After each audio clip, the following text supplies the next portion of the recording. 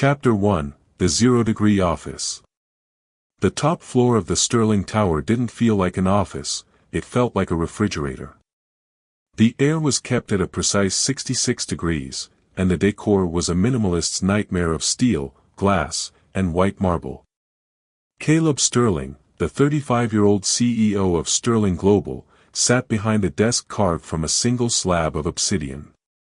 His suit was charcoal, his hair was perfectly slicked back, and his eyes, a piercing, mechanical gray, didn't move from the spreadsheet on his screen when the door opened.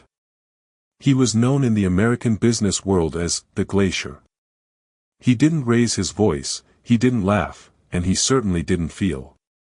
"You're 4 minutes late, Ava," he said, his voice a low, melodic chill that seemed to vibrate the very air. Ava Montgomery stood in the doorway, her breath hitching. She was a woman of vibrant colors. Warm honey-brown hair, eyes the color of autumn leaves, and a heart that was currently shattering. Her father's textile legacy was on the verge of bankruptcy, and Caleb Sterling was the only man with the capital to stop the bleeding. But the price wasn't interest or equity. It was her. The traffic was. "I don't care about the traffic," Caleb interrupted, finally looking up. His gaze was clinical, as if he were scanning a barcode. "I care about the contract. My board of directors requires me to project a stable, family-oriented image to secure the Pacific merger. You need $30 million to keep your father out of prison. This is a mutually beneficial transaction." He slid a leather-bound folder across the obsidian desk. "1 year of marriage," Caleb continued. "You will live in my home. You will attend 4 galas a month. You will never speak to the press without my clearance. In exchange, the debt is wiped. At the end of the year, we file for an uncontested divorce. No mess, no emotions." Ava looked at the pen. It felt like a lead weight. "Is that all I am to you, Caleb? A PR strategy?" Caleb stood up. He was tall, lean, and possessed a physical presence that was almost suffocating. He walked around the desk, stopping just inches from her. He didn't smell like a human, he smelled like expensive ozone and cold rain. "In this office, there is no you or I," he whispered, leaning down so his cold breath grazed her ear. "There is only the company. If you're looking for softness, Ava, you've walked into the wrong building. I don't have a heart to give you. I have a pen. Sign, or leave." Ava looked at his hand, large, powerful, and utterly steady. She realized then that she wasn't just marrying a man, she was marrying a machine. But as she gripped the pen to save her family, she caught a glimpse of something on his wrist, a thin, frayed cord of a bracelet hidden beneath his $10,000 watch. It was a tiny, human detail on a man made of stone. She signed her name. The 0-Degree Office felt colder than ever, but the hook was set. Ava Montgomery had just sold her life to the coldest man in America, unaware that she was the only person who had ever seen the one crack in his armor. Chapter 2, The Contract of Silence. If Caleb's office was a refrigerator, his penthouse was a vacuum. Located 60 stories above the screaming streets of Chicago, the residence was a cavern of floor-to-ceiling glass and shadow-gray limestone. There were no photographs on the walls, no stray books on the coffee tables, and certainly no warmth. "This is your wing," Caleb said, his voice echoing off the polished floors as he gestured toward a hallway that felt more like a gallery than a home. "My suite is at the opposite end. Unless we have a scheduled event, our paths do not need to cross." Ava dropped her suitcase, the soft thud sounding like a sacrilege in the oppressive quiet. "Caleb, it's a 3-bedroom apartment, not a sprawling estate. We're going to run into each other eventually. Don't you think we should at least try to be friends?" Caleb stopped walking. He didn't turn around, but his shoulders stiffened.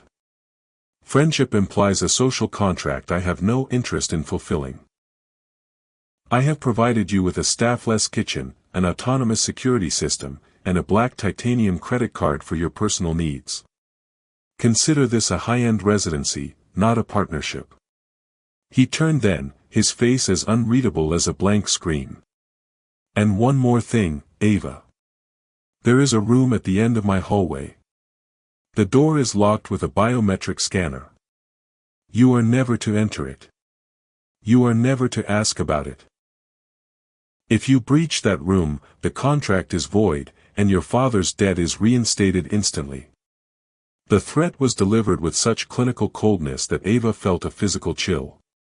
She watched him retreat into his study, the heavy sound of the door closing acting as a period to their conversation.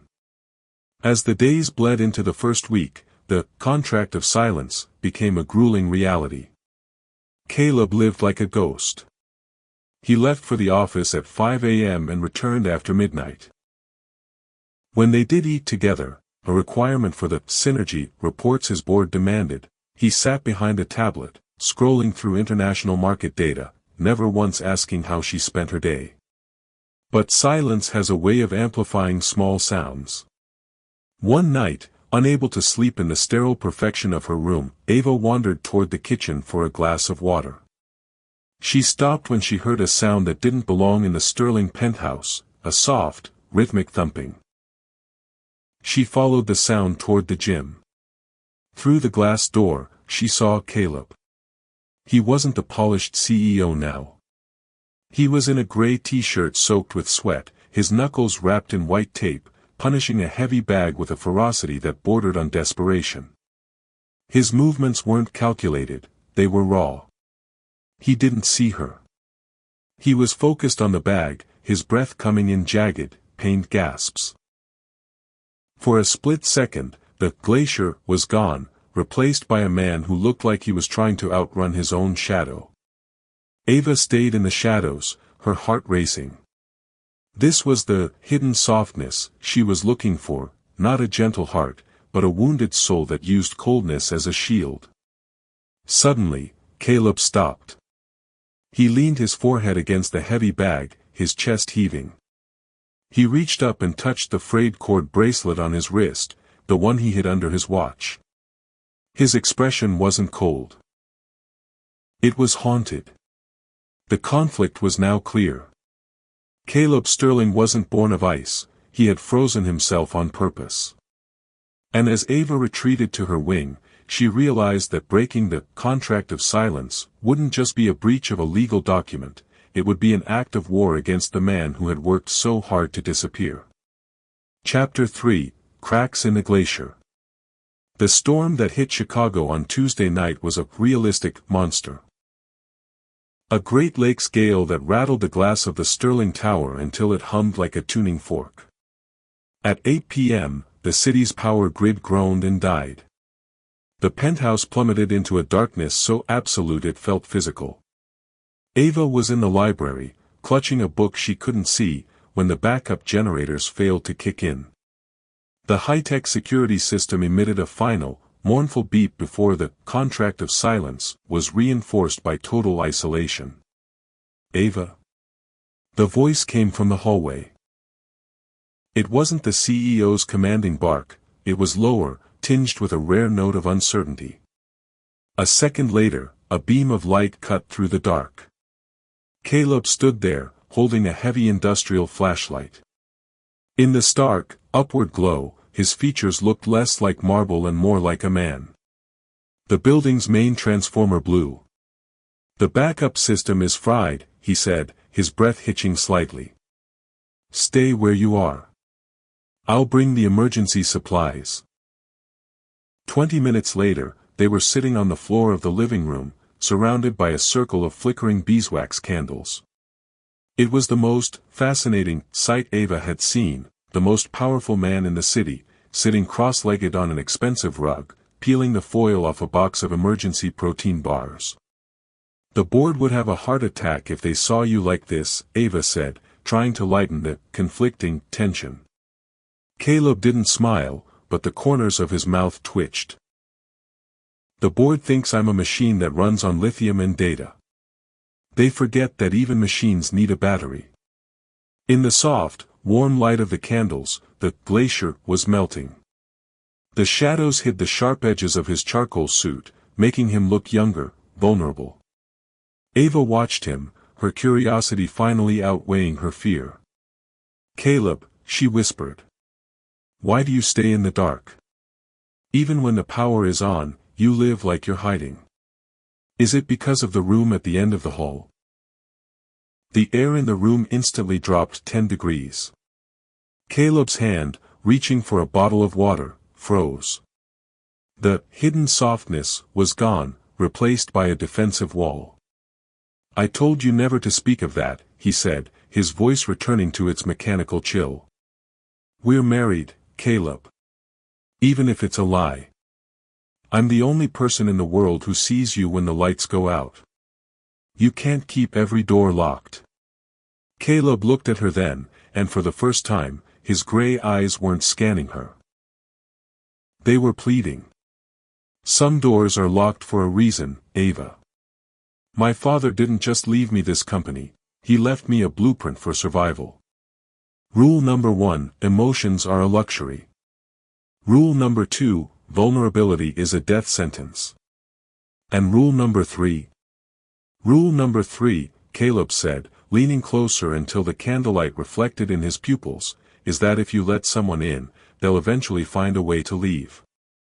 I'd rather be cold than empty." The twist came when the wind let out a horrific shriek, and a heavy decorative vase on the terrace was blown over, shattering against the glass. Caleb didn't flinch, but his hand instinctively shot out to cover Ava's, pinning it to the floor.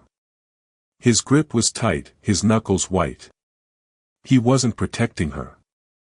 He was anchoring himself.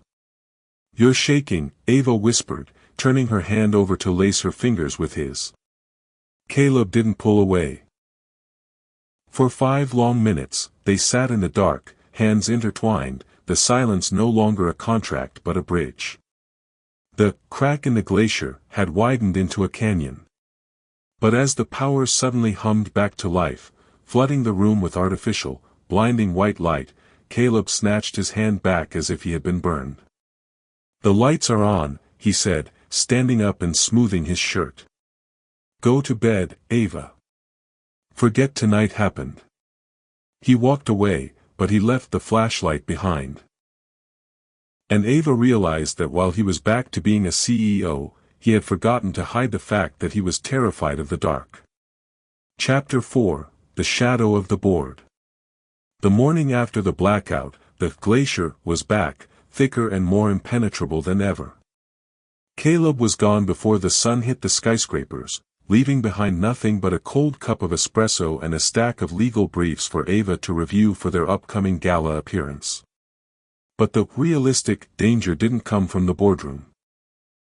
It came from the sidewalk. As Ava left the Sterling Tower to visit her father's struggling textile mill, a black sedan pulled alongside her. The window rolled down to reveal Julian Vane, Caleb's primary rival and a man whose smile never quite reached his predatory eyes. "Mrs. Sterling," Vane purred, his voice like oil on silk. "How is life in the freezer? I hear Caleb's board is quite nervous about this sudden marriage. They're looking for any reason to claim he's breached his fiduciary duty by marrying a woman whose family is, shall we say, financially radioactive." "My family's business is none of your concern, Julian," Ava said, her heart hammering against her ribs. Vane leaned out, dropping a grainy photograph into her hand. It was an image of her father, looking frail and confused, meeting with a known high-interest loan shark. "If this hits the press, the Sterling Global merger dies. And if the merger dies, Caleb loses his chairmanship. Unless, of course, you provide me with the biometric overrides for Caleb's private server. One trade, Ava. Your father's dignity for Caleb's empire." The conflict was agonizing. If she told Caleb, she feared he would see her as a liability and void the contract, sending her father to prison. If she gave in to Vane, she would destroy the man who was slowly, painfully becoming her world. When Caleb returned that evening, the shadow of the board was visible in the way he carried his shoulders. He looked exhausted, the gray in his eyes turned to a dull slate. "You're not eating," Caleb remarked at dinner, his gaze narrowing as he watched her push a piece of salmon around her plate. "I'm just tired, Caleb." "You're lying," he said, his voice dropping into that low, dangerous register. He stood up, walked around the table, and took the fork from her hand. "Rule number 4, Ava. I can spot a bluff from a mile away. What did Julian Vane say to you today?" The twist wasn't that he knew, it was how he reacted. Ava broke. She told him about the photo, the blackmail, and the threat to the merger. She expected him to call his lawyers. She expected him to call the police. Instead, Caleb did something unique. He knelt on the floor beside her chair, eye level with her. He didn't touch her, but the softness was there in the way he lowered his guard. "Vane thinks I care about the merger more than I care about the integrity of this house," Caleb said, his voice a steady hum. "He thinks he can use you to get to me. He's right about one thing, the board is watching. But he's wrong about everything else." "What do you mean?" "I'm not going to give him the server, and I'm not going to let him touch your father," Caleb said. He finally reached out, his thumb grazing the pulse point on her wrist. "Tomorrow, we're going to the board's emergency session. We aren't going to act like a business deal anymore. We're going to give them the one thing they're afraid of, a CEO who has something to lose." "Are you sure, Caleb? If they think you're soft, they'll come for your throne." "Let them try," Caleb whispered, his eyes flashing with a protective fire she had never seen. "I've spent my whole life building a throne of ice. Maybe it's time I burned it down to keep you warm." The chapter ends with a sense of suspense. They had a plan, but Vane was a snake, and the board was a pack of wolves. For the first time, Caleb wasn't protecting his company, he was protecting Ava. But as he stood up to leave, he glanced toward the locked room at the end of the hall, and for a second, the ice returned. The secret in that room was the one thing Julian Vane didn't know about, and the one thing that could still destroy them both. Chapter 5, The Uninvited Guest. The emergency board session was scheduled for noon, but the true threat arrived at 8 a.m. in the form of a woman who smelled of expensive gin and old regrets. Eleanor Sterling, Caleb's estranged mother, didn't knock, she had a set of keys that Caleb had forgotten to revoke 10 years ago. Ava found her in the kitchen, casually inspecting a bottle of vintage wine. Eleanor was a ghost of what Caleb might become, sharp, beautiful, and utterly hollow. "So, you're the sacrificial lamb," Eleanor said, her eyes raking over Ava with a tragic coldness. "I must say, Caleb's taste has improved. The last one he tried to love ended up in a sanitarium." "I'm his wife, Eleanor," Ava said, standing her ground despite the conflict churning in her stomach. "You're a business transaction," Eleanor corrected, her voice a jagged glass edge. "And if you think that softness he's been showing you is real, you're dumber than you look. Caleb doesn't love. He manages risks. And right now, you're the biggest risk he's ever taken." The tension peaked when Caleb entered the room. He stopped dead, his face draining of all color. The glacier didn't just return, it solidified.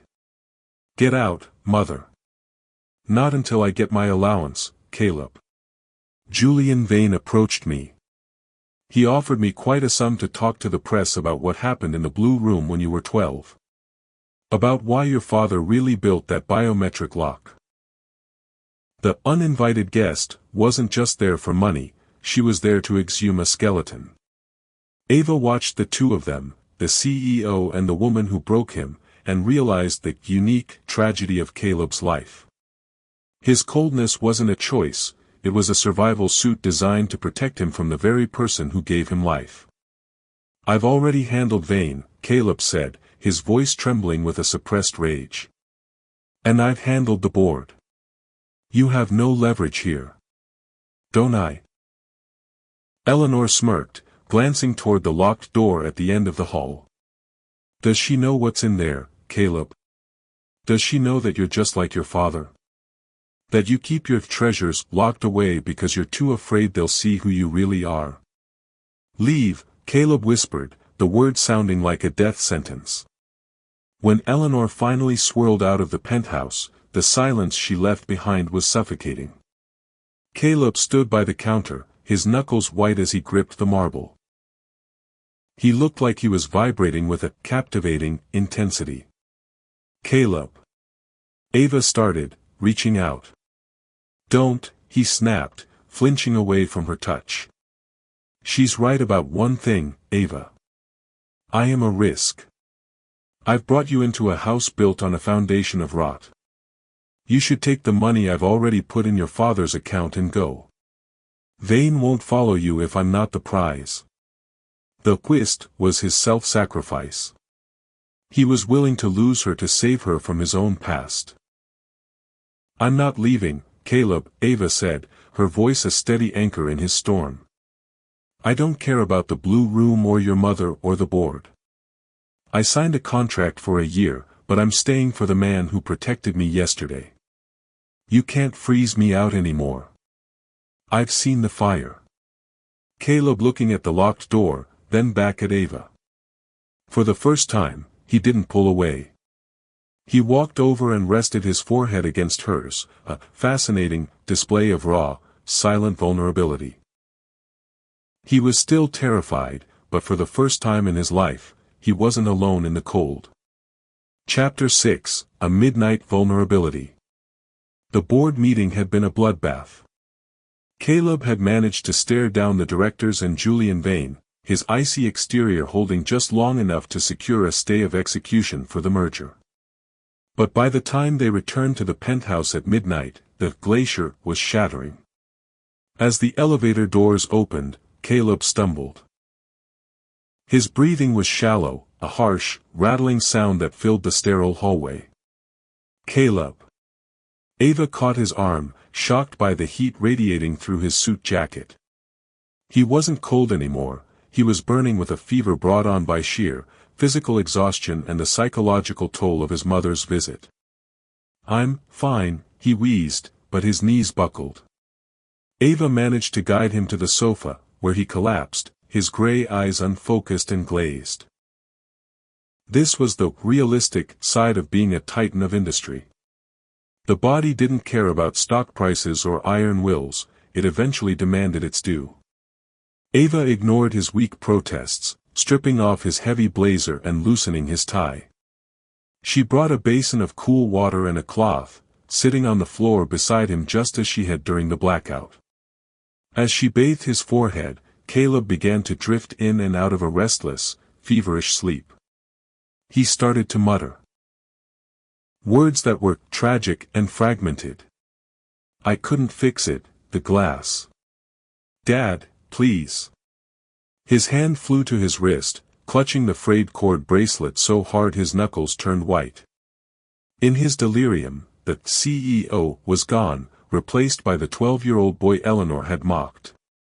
It's okay, Caleb.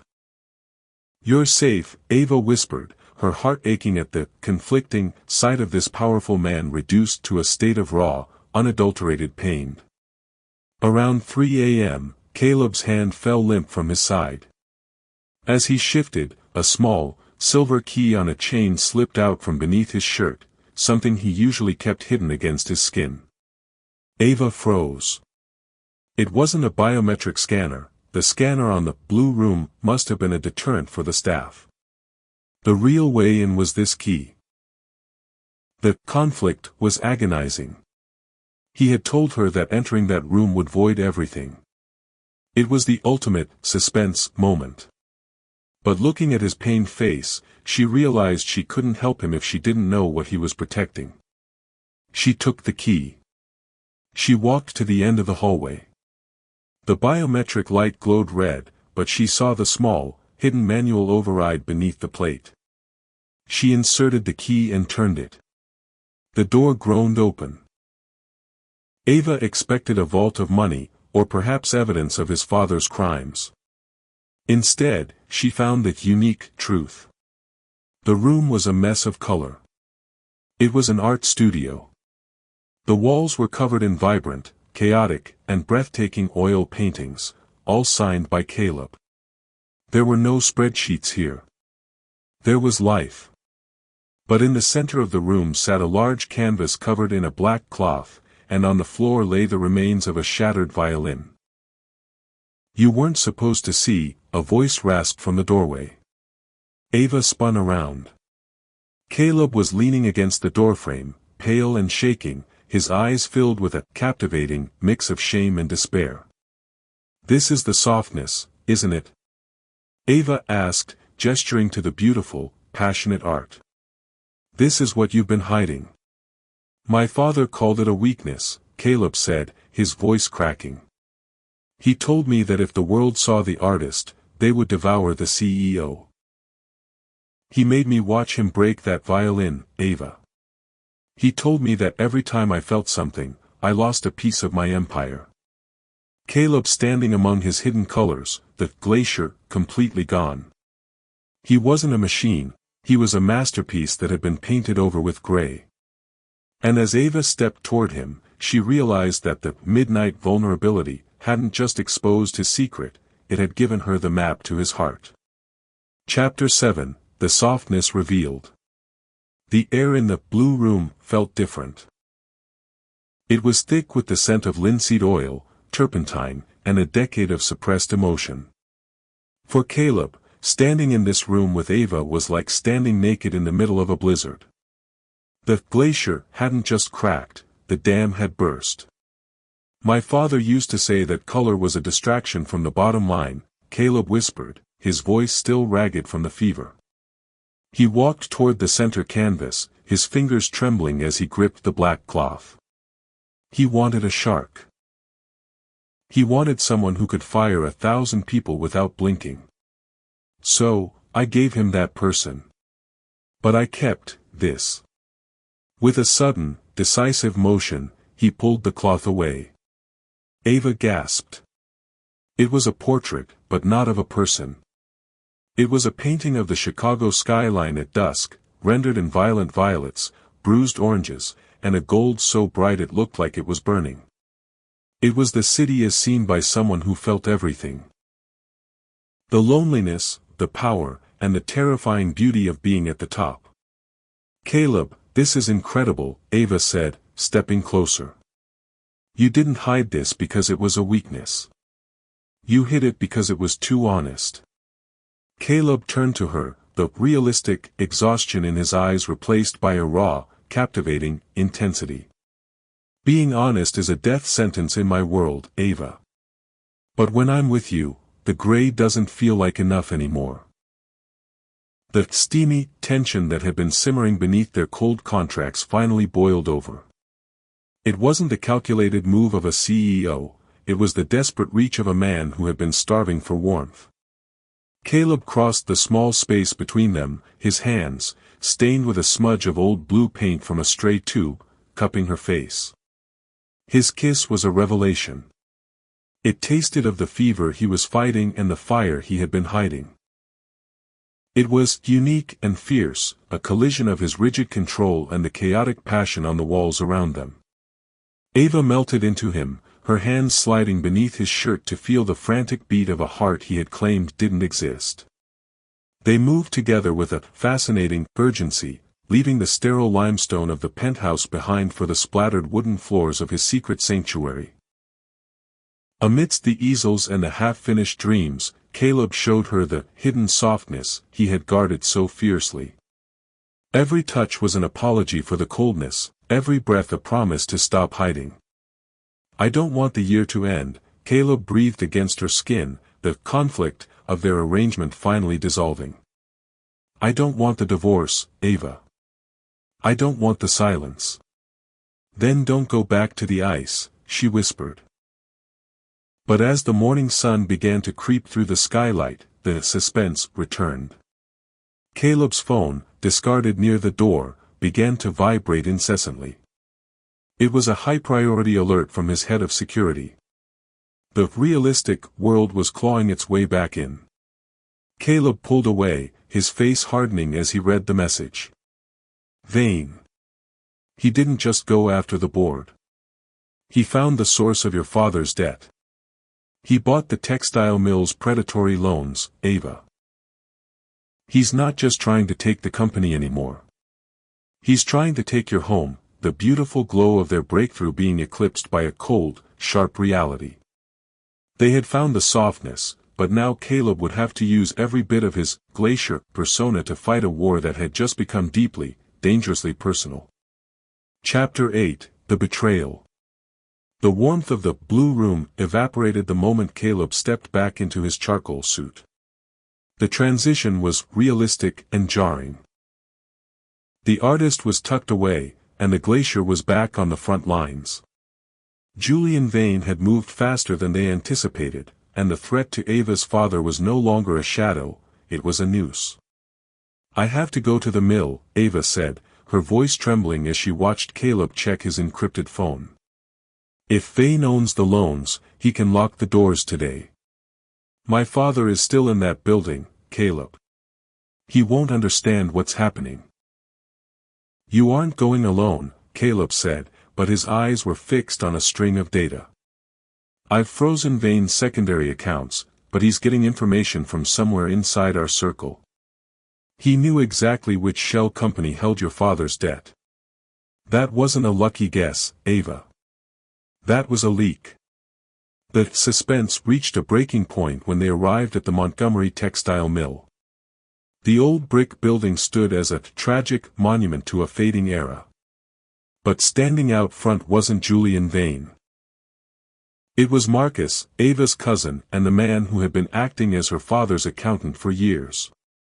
Marcus looked pale, clutching a briefcase with white-knuckled intensity. Ava, thank God, Marcus stammered. Vane's lawyers are inside. They're demanding a signature for the foreclosure. Caleb stepped forward, his presence a captivating wall of ice. He didn't look at Marcus, he looked at the briefcase. That's a very expensive leather bag for an accountant of a bankrupt mill, Marcus. Is that where you keep the commissions Vane paid you? The betrayal hit Ava like a physical blow. She looked at the man she had grown up with, the man who had sat at her Thanksgiving table while her father's mind slipped away. Marcus? You gave him the loan records. I had to. Marcus shouted, his face contorting with a conflicting mix of guilt and greed. The mill was dead anyway, Ava. Caleb was never going to save us, he was just using you for a PR stunt. Vane offered me a way out. He told me he'd keep the staff on if I helped him prove the merger was a sham. You sold my father's life for a way out. Ava's voice was a whisper of pure heartbreak. The twist came when Marcus pulled a document from his bag. It's too late. I already signed over the power of attorney. My father gave it to me when he got sick, remember? Vane owns the land now. He's going to demolish this place by Monday to build a data center. Caleb didn't yell. He didn't lose his temper. Instead, he walked slowly toward Marcus, his gray eyes turning to a terrifying, absolute zero. Rule number 5, Marcus, Caleb said, his voice a low, vibrating hum that made the air feel thin. Never sell a secret to a man who's about to lose everything. Julian Vane didn't buy those loans to build a data center. He bought them to bait me into a hostile takeover of his own firm. Caleb turned to Ava, his hand finding the small of her back, an anchor in the middle of the betrayal. He thinks he won because he has a piece of paper. He forgot that I own the bank that handles Vane's lines of credit. If he closes this mill, I pull his funding. He'll be bankrupt before the first brick falls. But the victory felt hollow. As Marcus fled into the shadows, Ava looked at the mill, the place of her childhood, and realized that the people she trusted were the ones who had sharpened the knives. Caleb, she whispered, leaning against him. Is there anyone left who isn't lying? Caleb pulled her into his arms, right there on the gritty sidewalk of the industrial district. He didn't care about the press or the board. I am, he said, his voice thick with the hidden softness he now only showed to her. And that's the only contract that matters now, a lingering conflict. They had stopped the immediate threat, but the betrayal had left a deep wound. And as they drove away, Ava saw a black car following them. Julian Vane wasn't finished. He had one final, tragic card to play, and it involved the one thing Caleb feared most, his mother's testimony. Chapter 9, The Ultimate Choice. The fallout from Marcus's betrayal left a bitter taste in the air, but the true, tragic storm was brewing in the boardroom of Sterling Global. By Monday morning, Julian Vane had played his final, desperate card. He hadn't just leaked the fraud allegations, he had subpoenaed Caleb's mother, Eleanor, to testify before the ethics committee. The ultimatum was delivered via a cold, formal letter. If Caleb didn't step down and allow the Vane-Sterling merger to proceed under Julian's terms, Eleanor would go public with a twisted version of the Blue Room secret. She wouldn't call it art, she would call it evidence of a mental breakdown, claiming Caleb was unstable and had imprisoned Ava in a sham marriage to hide his deteriorating psyche. She'll destroy you, Caleb, Ava said, pacing the length of the obsidian desk. She'll take the one thing that's truly yours, your art, your soul, and turn it into a tabloid headline. Caleb sat perfectly still, the glacier facade back in place, but his hands were clenched beneath the desk. If I fight her, I have to drag your father's medical records into court to prove why the marriage contract was structured the way it was. It will be a public autopsy of your family's dignity, Ava. The ultimate choice was an agonizing binary. Caleb could save his reputation and his company by exposing Ava's father's frailty to the world, or he could step down, lose his empire to Vane, and protect the Montgomery name. I won't let you lose everything for me, Ava insisted, stopping in front of him. The company is your life's work. It's the only shield you have. Caleb stood up, walking to the floor-to-ceiling window. Below, the city of Chicago looked like a circuit board, cold, logical, and uncaring. I used to think that, too. I thought that glacier was the only thing keeping me alive. But I spent a night in the Blue Room with you, Ava. I've tasted the color. I can't go back to the gray. The conflict reached its peak when Julian Vane called. You have 1 hour, Caleb. Step down, or your mother starts talking to the Tribune. I'll make sure the world knows that the great Caleb Sterling is just a broken boy hiding behind a paintbrush. Caleb didn't flinch. Rule number 6, Julian. Never threaten a man who has already found something more valuable than what you're trying to steal. He hung up and turned to Ava. His expression was unique, a blend of the CEO's iron will and the artist's raw passion. We aren't going to the committee meeting to defend my chair, Ava. We're going to end this. How? By giving them the truth before they can weaponize the lie. The suspense was electric as they arrived at the hearing. The hallway was a gauntlet of flashing cameras and shouting reporters. Eleanor stood near the entrance, looking like a vulture in silk, ready to feast. But as they passed her, Caleb didn't look away. He leaned in and whispered something that made the color drain from her face. Inside the room, before the board and the cameras, Caleb didn't wait for the questions. He didn't wait for Vane to speak. He pulled a digital tablet from his bag and connected it to the room's massive display. Instead of spreadsheets, the screen was filled with the vibrant, captivating images from the Blue Room. The board gasped. Julian Vane smirked, thinking his victory was imminent. My mother and Mr. Vane intend to tell you that these paintings are proof of my instability, Caleb's voice rang out, steady and clear. I am here to tell you they are the only proof that I am fit to lead. For years, I ran this company as a machine because I was taught that feeling was a liability. But a machine can be hacked. A machine can be bought. A man who knows the value of beauty, of loyalty, and of the woman standing beside me, that is a man you cannot break. The twist was the sheer honesty of it. By exposing his hidden softness himself, he robbed the scandal of its power. But the ultimate choice wasn't over. Caleb took a deep breath and looked directly at the chairman of the board. I am resigning as CEO, effective immediately, Caleb announced. The room exploded into chaos. Ava gasped, her hand flying to her mouth. I won't lead a board that listens to blackmailers, Caleb continued over the noise. But as the majority shareholder, I am appointing my successor. Someone who knows this industry better than any of us, and someone who understands the value of a legacy. He turned to Ava, realistic and tender smile breaking across his face.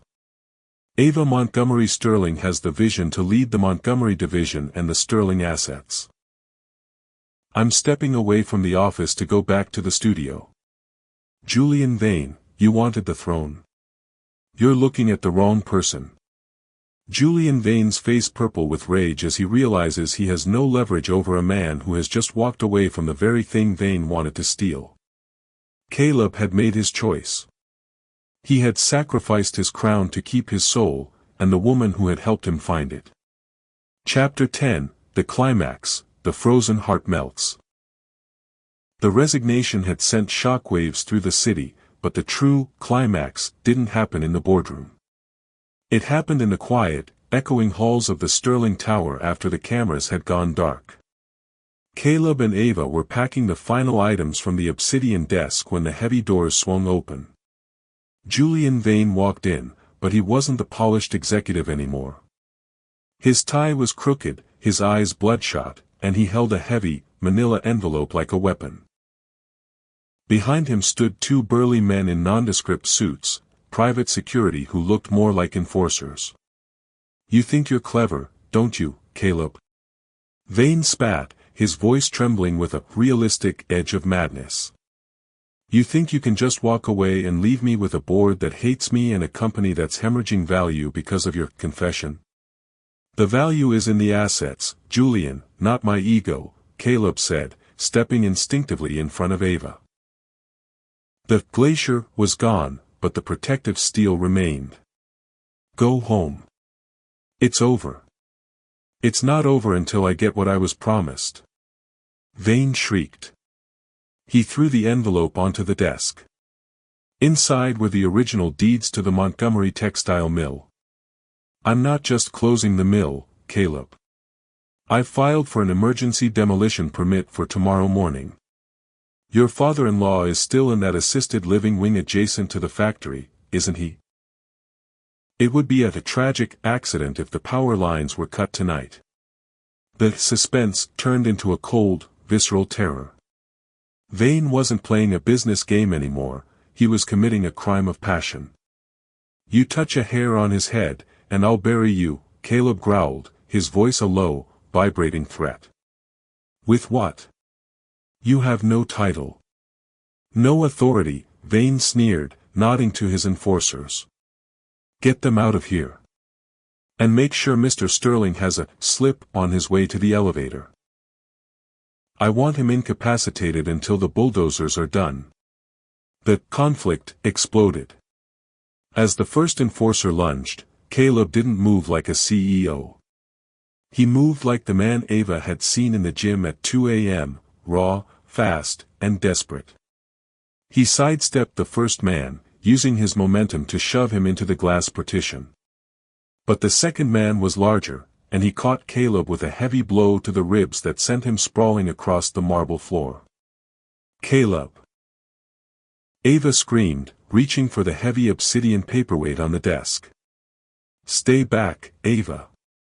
Caleb gasped, clutching his side. As the enforcer moved in for a final blow, the frozen heart didn't just melt, it ignited. Caleb grabbed a heavy metal easel, the one he had brought from the blue room to hold his favorite painting, and swung it with a captivating fury. The heavy metal connected, sending the man stumbling back. But it was Vane who made the final move, lunging for Ava, his hands reaching for her throat in a fit of pure, unadulterated rage. Caleb didn't hesitate. He tackled Vane, the two of them crashing through the tall, balsa wood model of the new Sterling City project. It was a unique metaphor, the old life shattering to pieces. Caleb pinned Vane to the floor, his fist raised, his face a mask of primal protection. "Do it." Vane goaded, a bloody smile on his lips. "Show them you're just as violent as your father." Caleb's fist trembled in the air. He looked at Vane, then he looked at Ava, who was watching him with wide, tear-filled eyes. In that moment, the ultimate choice was revisited. If he struck him, he became the monster his mother claimed he was. If he let go, he was a man who had truly moved past the ice. Caleb slowly opened his hand. He let go of Vane's collar and stood up. "I'm nothing like him," Caleb said, his voice quiet and absolute. The sirens of the Chicago PD finally echoed in the hallway. Caleb's head of security, alerted by the silent alarm Ava had triggered under the desk, burst in with the police. As Vane was dragged away in handcuffs, screaming about his rightful place, the room fell into a sudden, ringing silence. Caleb turned to Ava. He was bleeding from a cut on his lip, his shirt was torn, and he looked utterly exhausted. He walked to her, and for the first time in front of the world, he fell to his knees and buried his face in her lap. "The mill is safe," he whispered, his body shaking with the release of a decade's worth of tension. "You're safe," the two of them sitting on the floor of the ruined office, surrounded by the wreckage of an empire. The glacier had finally, completely vanished, leaving behind a man who was bruised, battered, but finally, undeniably, warm. Chapter 11, The Aftermath. The silence that followed the storm was not the cold, empty void of the Sterling penthouse. It was a soft, realistic quiet, the kind that settles over a landscape after the snow finally stops falling. 3 days had passed since the confrontation in the office. Julian Vane was behind bars awaiting trial, and Eleanor Sterling had retreated to a private villa in France, her leverage dissolved by Caleb's public honesty. Caleb and Ava stood at the gates of the Montgomery textile mill. The air was crisp, smelling of autumn and the nearby river. For the first time, Caleb wasn't wearing a suit. He was in a heavy wool sweater and jeans, his hands shoved into his pockets. He looked younger, the glacier replaced by a man who had finally stopped holding his breath. "He's waiting for us in the garden," Ava said, taking Caleb's hand. Her father, Thomas, had been moved to a beautiful, sun-drenched wing of the facility that Caleb had personally funded to ensure it would never be touched by developers again. They found Thomas sitting on a bench, a sketchbook in his lap. His mind was still fragile, a tragic casualty of time and stress, but his eyes brightened when he saw them. "Ava," he whispered, his voice like dry parchment. He looked at Caleb, his brow furrowed in a moment of clarity. "And the young man who bought the yarn. Did we finish the winter collection?" Caleb sat on the bench beside him, his posture relaxed and unique in its humility.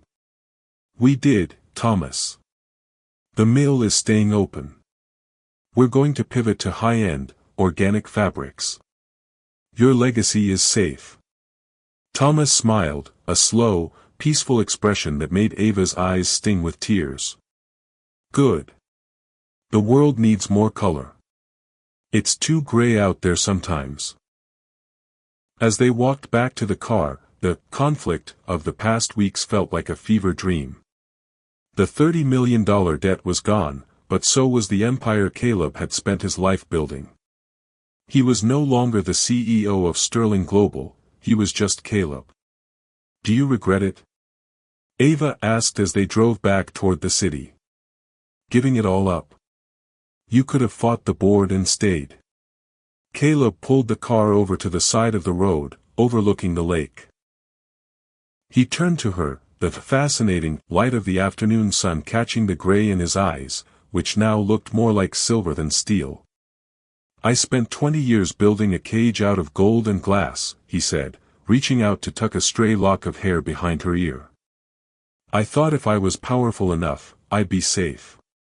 But I wasn't living, Ava. I was just presiding over a funeral for the man I used to be. My only regret is that I didn't find you sooner." The aftermath wasn't just about survival, it was about rebirth. Caleb had sold his majority shares in the main firm, keeping only the Montgomery division and enough capital to start a foundation for the arts. They were moving out of the limestone penthouse and into a brownstone in Lincoln Park, a house with character, creaky floorboards, and room for an actual studio. "We still have one more thing to do," Caleb said, his voice dropping into that captivating softness. "What's that?" "We need to burn the original contract." They returned to the penthouse one last time. In the middle of the zero-degree office that had once been his sanctuary, Caleb lit a single candle. Together, they held the edges of the legal document that had started it all, the one that labeled their love a transaction. The flames licked at the signatures, turning the cold promises of the board into ash. As the paper curled and vanished, the hidden softness was no longer a secret. It was their foundation. With them standing in the empty office, the city lights beginning to twinkle outside. They had no titles, no board of directors, and no glacier to hide behind. They only had each other, and for the first time in their lives, that was exactly enough. Chapter 12, The Resolution and Happily Ever After. 1 year later, the brownstone in Lincoln Park was a far cry from the sterile silence of the Sterling Tower. The windows were thrown open, inviting in the scent of blooming lilacs and the distant melody of a street performer's violin. The walls were no longer bare limestone, they were a rotating gallery of color, laughter, and light. Caleb stood in his new studio, a sun-drenched room on the top floor that was never locked. He was working on a massive canvas, his movements fluid and free. He wore an old shirt stained with ochre and crimson, and the frayed cord bracelet was still on his wrist, but it was joined by a simple, polished gold wedding band. "The gallery just called," Ava said, leaning against the doorframe. She looked radiant, her American beauty glowing with the peace of a woman who had saved her family and found her soul. She had successfully relaunched Montgomery Textiles as a sustainable luxury brand, proving that Caleb's faith in her leadership was the best investment he'd ever made. The Glacier and the Rose collection sold out in under an hour. "They're asking for a sequel." Caleb put down his brush and turned to her, his eyes warm and full of fascinating light. He didn't look like a man who had lost an empire, he looked like a man who had finally inherited the earth. "The sequel is already in progress," he said, pulling her into his arms. The hidden softness was no longer hidden, it was the atmosphere they breathed. "But it's not a painting. It's a life." They had navigated the tragic secrets of the past and built a future where business was conducted with heart and art was practiced with courage. Thomas Montgomery was thriving in his new environment, often spending his afternoons in the studio with Caleb, 2 generations of artists finally speaking the same language. Even the board of Sterling Global had come crawling back, asking Caleb to consult on their new ethical standards. He had declined, choosing instead to focus on the scholarship foundation he and Ava had built for inner-city youth. As the sun began to set over the Chicago skyline, Caleb and Ava stood on their small balcony. The city was still there, loud, fast, and competitive, but they were no longer its prisoners. "You know," Caleb whispered, kissing the top of her head. "I used to think my father was right. That being cold was the only way to survive the heights." "And now?" Ava asked, looking up at him. "Now I know that the higher you go, the more you need someone to hold on to," he replied. "Thank you for not letting go, Ava." Never, she promised. They stood together in the twilight, a unique and captivating couple who had turned an arranged nightmare into a living dream.